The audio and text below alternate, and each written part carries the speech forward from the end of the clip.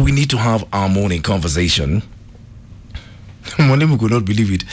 Oh, when you opened the Daily Nation this morning, he was like, what the hell? Yes, it's true. By October the 10th, you need to have paid school fees again for the fourth time this year. Talked about it in our very early morning chat. There's one fellow we need to discuss, and he tweeted in. Frederick Amakoya. Good morning, Fred. Fred is asking a question. Parents, when you are not ready. Hakuna mtu wako ready. Unajua hata fees ya hii term bado. Fred Amakoya is asking. See, we knew that we are paying fees 4 times this year. Where? No, he's just asking a question. That's what I want to know. Earth is hard. So now what are we going to do? Siwache tumalize kwanza hii term.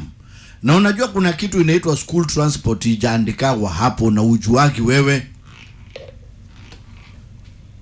Fred Amakoya is asking, didn't we know that this year we are paying school fees 4 times? I'm not ready. You know, you cannot say you're not ready. You can't just say I'm not ready. That does not solve a problem. Kuna text wanatumaga to help kindly. Dear. Na wachaka kutuita dear parents. Wache kukumamuita dear. Kindly clear your school arrears to keep your child in school. Stop calling me dear. Andika tu baba nani. But you realize hakuna mapenzi naendelea hapa between us and schools. Ile pressure wazazi wa Kenya wako nayo Maina. Fred Amakoya is asking, didn't parents know? Hata si understand your time imeenda. So let me ask you a question. Yeah? So when you say I'm not ready, what problem does that solve? That's what Fred is trying to understand. We need to find a way, you know. What way? Suggest, you know, unless you come up with solutions, then we are just going to sit and school fees hayezi lipo mara moja hivyo unafikiria wewe. We need to find a way. Then suggest a solution. Kwanza ipunguzwe kwanza. Ama wasahau. Kwanza hii term hii nafikiri ni kama wameikata kanisha. Hii ifanywe discount. Tuanze officially pole tu. Tulipe mpaka December pole, you know? Kama amigo. Tulipe pole. Hakuna mtu wako na pesa. Hakuna. Okay, so you know what we are in? We're in a situation. Okay? Can we get solutions to it this morning instead of just complaining? Why don't we suggest solutions? You know, this is and then now you've got to remember, this is the 4th time we are paying. Most schools are privately owned. So what are you going to tell those owners of those businesses? Because they are businesses. Watafute biashara ingine. And then waache kututegemea sana. Kama wazazi. Oh my God. If you just give me a call on 0711-046-105. Fred Amakoya is asking a question this morning. Didn't parents know that they are paying school fees 4 times this year? Unajua tumelipa just the other day. Yes, you played just the other day, and I understand that, and that is very good, and congratulations. But now, what is the solution? Wale wako na more than 3 children. Kayamba kwenu. Yuko na nguvu sana. Don't know how they are So surviving. what is the solution? Because we can't just say we are not ready. So far, Sina. It's not going to end there at Sina. That problem will persist. And your child will be turned away because of 500 shillings. What will you do? 500. Even 500 balance. Hata ingia hiyo shule. So what is the solution? Instead of complaining, let's find a solution. Give me a call, tafadhali, 0711-046-105. Now schools, please stop threatening parents. Schools are businesses. Do you understand that? Tunadaiwa kila mali. Hey. Hit me up on the socials. Let's meet up on Facebook, on Twitter. Wajua wewe ujui your pressure Maina. You have no idea. Even single mothers hata sijui how they are managing. Have no idea. At it's Maina Kageni on Classic 105 Kenya. Hashtag is Maina and Kengangi. Hii pesa inatoka happy pesa. Okay, listen, you see, asking that question is not going to change your situation. Unajua ni next week tunafaa kulipa. Can we find a solution? Can we suggest solutions? And then we ask the government and school owners to kindly consider these suggestions. hata hatujarecover, hata hatujamaliza kulipa ya hii term bado. Please give me a call. Hi. Because unless we find a solution, it's not going to change. You're the parent, they're the school owners, it's a business for them. That's how they make their money. So how can we meet in the middle? Hiyo school transport atakuwa anatembea na miguu. 0711046105 is my number. I used to walk also. Hata yeye. They can also walk. Hata hao. Mahali tunaelekea hata hao. Tutakuwa unabeba githeri. So what is the solution? We can't just say I'm not ready. I'm not ready is not going to change anything. Kindukiyo. Tuongee. By October the 10th, need to have paid your school fees for the new term. Learners are going to be closing for a 1-week holiday. Young guy. So what is the way forward? In our very early morning conversation, everyone said we are not ready. I'm not ready. So now what do we do? Melodious Puiti, good morning. You're saying, imagine those students whose parents are unable to provide due to economic hard times we are all currently facing. I'm sure there are those people who totally can't understand what we are saying. Hard times is just part of the vocabulary to them. So now what happens? Yes, we can complain, but then now what's the way forward? That's not going to change anything. Majority of schools are privately owned. What that means is that they are biasharas.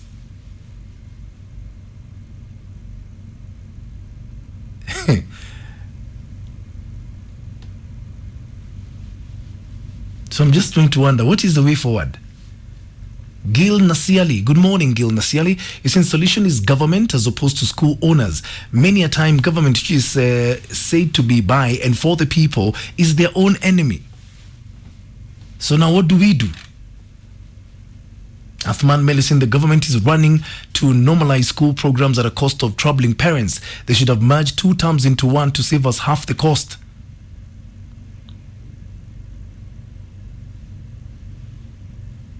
Lucy Paul, you're saying, alafu wamejua mbinu ingine. They're not sending kids home for school fees. They are denying them access to exam rooms. Mtoto akikuja jioni, akuambia, akufanya exam. Wow. So what is the way forward? Young Professor Hamo is saying, I see parents coming and crying for us teachers, and I feel for them. Kipleting Manuela, son of Eldred, is saying schools cannot run without finance. Suppliers want to be paid their dues. Workers need salaries. Our children are being provided with food and other necessities by the schools. The schools are also feeling the pinch. So what is the way forward? Jacinta Modoni, good morning. Morning to you. Yes. How are you? I'm fine, thank you. Sasa, let me tell you, I look at this thing, from Kitambo, not from the other editorial fees. The moment you walk into a private hospital, you should never say wanatafuta pesa. Yes. Why? Because it is a business. Ni mtu alijenga nyumba, atafute pesa mingi. Yes. Now, a private school, ni mtu ameenga buildings. Yes. Akaeka watu wasomeshe watoto, akanunua desks, akanunua buses. Yes. With a mind to make more millions. Yes. So ukiepeleka mtoto wako hapo, you'll definitely be funding him atengeneze pesa mingi. Yes. So don't try to tell him ati akuwe lenient na wewe. Ni kama uende Naivas uambie kuweni lenient na mimi. That is true. That is the reality of the matter. So now, the solution is, turudishe watoto ushago, waende wasome public schools. Juu public schools ushago unajua hazina watu. Yes, by the way. I have a young brother. Class yao kuna watoto sijui 16. Na wako class 7. Uko ushago. Same situation vale dono primary class moja iko na watoto 86 na ni class 7 hata hujaenda west. Kiangai. You understand? Yes. Juu sisi wote tulibeba kila mtu tukaleta Nairobi. Yes.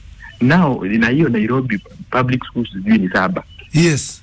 And then now, because hatuna option hatutaki kupeleka watoto pale kuna watu wengi tunawapeleka private. Yes.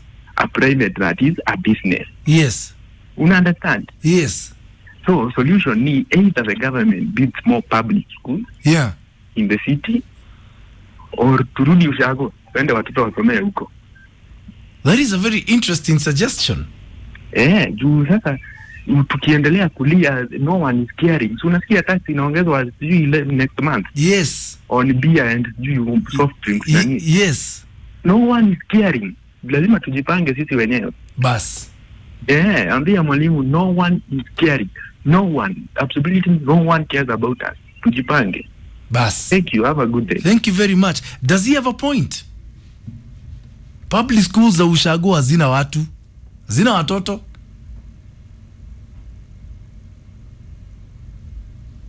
Does he have a point?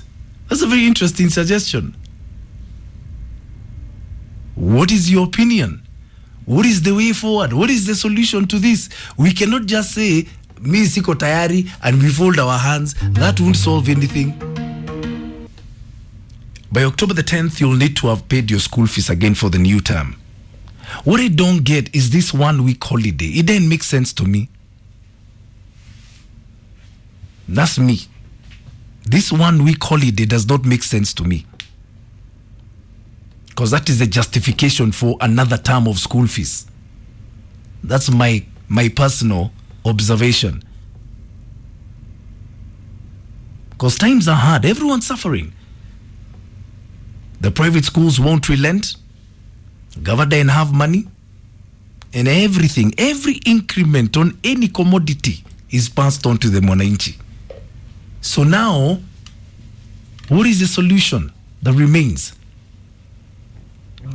Young Professor Samuel is saying, for real, I feel for Kenyans, especially Mashinani. Jennifer Kanyere is saying, education is becoming expensive, more expensive as time goes by.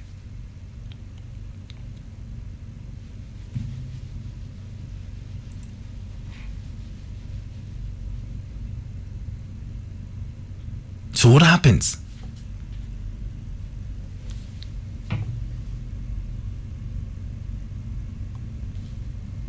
Hello. Morning, Maina. Morning. How are you? I'm fine. Maina ni kubad. Tunakafil. Reke gwede.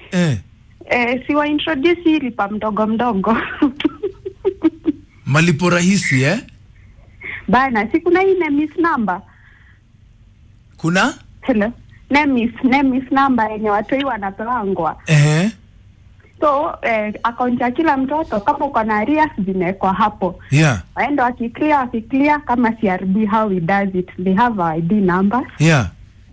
Uwezi sema ati mtoto atahama kama haja clear school fees. Watu weke tu hiyo lipa mdogo mdogo. Yeah. Weke balance kwa hizo NIS number. Yeah. By the time mtoto amaliza class 8, yeah, atakuwa ameclear lipa mdogo mdogo. So wekati. Malipo rahisi. That's a very good suggestion. Yes, watu weke kwa hizo NIS number zao, like how they do ni help. Yeah. Exactly. Because aurori utoa kire hire. Juzi tu tumelipa, next week shule. Hata sijamaliza balance ya this term. Koru. Siku zuri. Have a good day. Have a good day. Okay, hello. Maina. Hello, good morning. Morning. Yes. Acha nikwambie. Niambie. We are living in a very difficult time. Yeah. Hii dunia sasa hivi imefika hii Kenya yetu, it's man eat man society. Yeah. No one is caring about the other. Yeah. As much as you have your bread in the table in the morning. Yeah. Usishughulike na ule mtu mwingine. Kwa sasa mafuta ndio hiyo. Yeah. Bei yake sijui iko wapi. Yeah. Na mafuta iliongezewa. Wewe uliongezewa mshahara? Hapana. Hapana. So mari ulikuwa unatumia 2,000, ukitumia 3,000. Mshahara yako ni ile ile tu. Yes. Ukienda kucomplain kwa Sonko anakuambia nini? Ni kubaya, hata anaumia. So, another thing. Tumetoa watoi nini ushago tumewaleta town. Yeah. That road haizi kuambia ati usilipe nyumba sijui nini, ati mafuta imeongezewa hata mimi nitashukisha rent. Rent ni ile ile. Yes. Na hii serikali yetu nikaa hata itufikiri. Yeah. Mi leo nimekuwa in a very deep shock. Nimeangalia gazeti ya leo auctioneers. Yeah. Maina wanaume wanachotwa hii Kenya. Yes. People who are doing well before this pandemic, before maybe even this government come into power. Yeah. Na unaona mtu alikuwa anajiweza kujisaidia Maina, mtu anaokota talent mzuri, amejengea familia yake mahali, akaona maisha imeanza kuwa mbaya, akaenda akachukua karon mahali. Hiyo loan kulingana na venye hii gava inatupeleka, hiyo loan ikakosa kulipika. Wewe mwanaume anaenda hapo kufanywa nini? Kuauctioniwa. Vitu zake zinachukuliwa, zinauzwa at a throwaway price. Na gava haitufikilii Maina. Aki sijui tutafanya nini, because people are dying out here with depression. People are suffering. That's my point. But aki, unless God tu atusaidie, juu gava haina haja na mwananchi wa kawaida. Good day, Maina. Okay, good day. Wow. At least we are talking. To me, that's the most important thing. At least we are talking. So when you look at and analyze this entire thing, what solution can you suggest that we move forward with? Man, it's been a touchy conversation today. My God. Monique Kims is saying it's only God who will help us parents. Life's becoming so hard every day. School fees is needed after a break of only a week, surely.